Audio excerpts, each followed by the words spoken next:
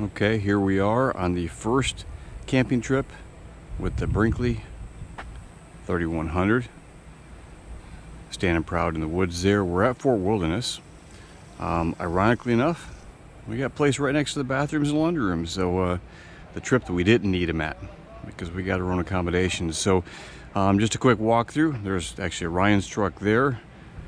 There's Bill and Deb's truck there.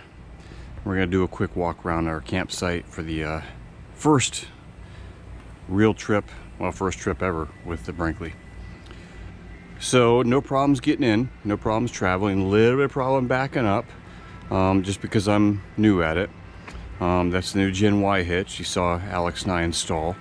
We put that on actually at the RV center where we bought it at, and got that guy all hooked up, and it towed very, very nice. It takes about 1,000 miles to break in. That's what Gen Y says. So still a little bit of jerking and chucking on it when you're moving, but that torsion flex system is supposed to settle down a little bit for you. Of course, I don't really have anything to compare it to because I've never pulled a fifth wheel before. So it's supposed to be a little bit smoother though with that though, or actually a lot smoother. So we had the solo stove working the other night, firing up the other night. We're gonna fire it up again tonight too, I think. Do some s'mores and some nice smokeless or low smoke fire anyways. A little nice shaded area to sit at. Of course, we got the awnings out also.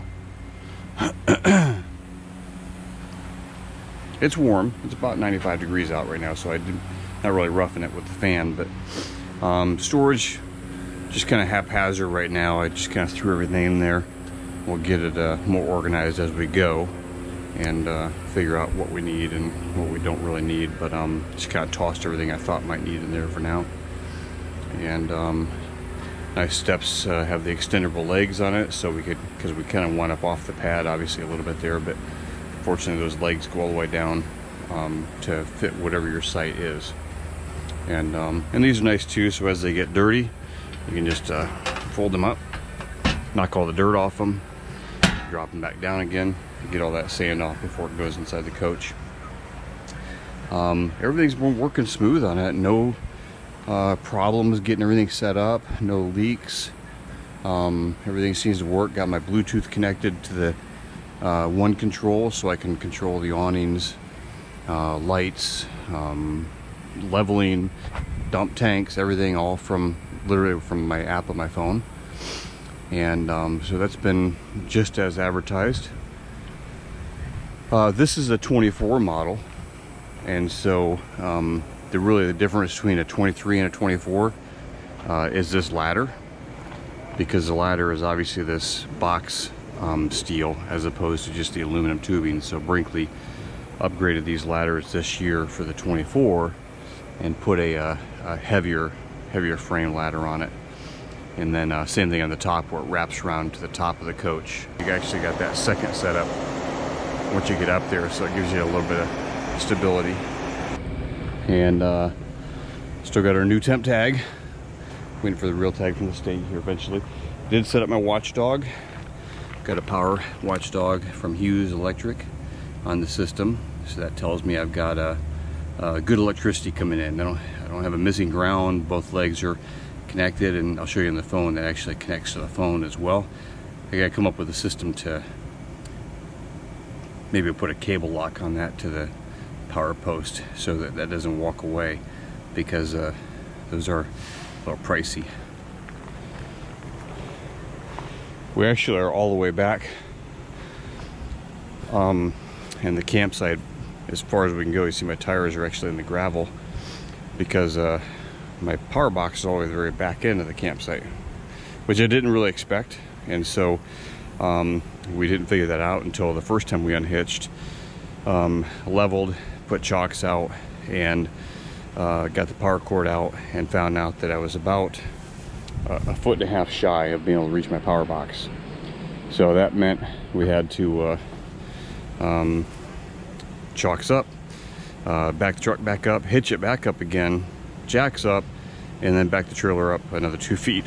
So it looked like a circus, but it was my first time. So got our sewer drain all set up here. Seems to be flowing fine for us. I already flushed the tanks once just to do it, just to practice on it. I did install my bug screens. These are just spring loaded on here, but you can buy these at any one of your RV stores. They're recommended by everybody. I don't know why they don't just sell them attached to the machine already, but it keeps mud boggers from making homes down inside of your vents.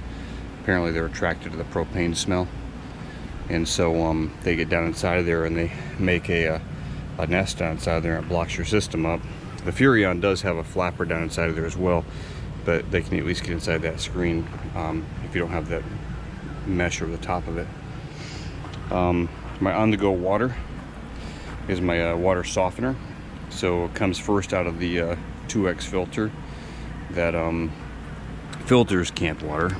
You're just coming out of a faucet, but so it comes first through the Camco filter, and then I've got it going into the water softener, which I have my pressure gauge and reducer on it, and then it goes into the coach. So I've got filtered and soft water in the coach, and the Brinkley water bay leaves nothing to be desired.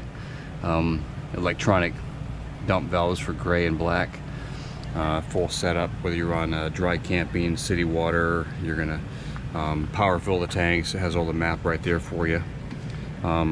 Motion sensing lights. I do have my sanitizer and my gloves all set up, so when I'm working on this side, the Lippert auto leveling system worked flawlessly, which, by the way, not only auto levels but also remembers where you unhitched at, and so when it's time to hitch back up, you just simply select the left and right button at the same time, and it raises the trailer back up to wherever it last unhitched, so it knows your truck height, which is kind of nice for an amateur. Checked all my slides to make sure I wasn't going to touch anything. I did get a little bit of inch up there. I was going to try to get up there and trim that, but it wasn't too bad. I'm going to cut that off before I draw my slide in. But,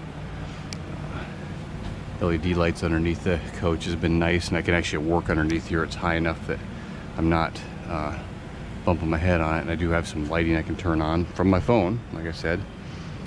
And then otherwise everything else is pretty much standard. You guys have seen everything on there. That's a little concerning. I see some scraping on the side of that window. I'm gonna zoom in there. Huh, I just noticed that on my walk around here. I'll have to get up there and take a look and see what's going on. Okay, well, that was the purpose of this trip, is a little shakedown. I'll get up there and take a better look with the camera once we get the ladder out, but that's different. Like I said, this was the shakedown trip to learn as much as we could and find any faults or errors or things that we missed, and we'll keep you updated. Thanks for checking in.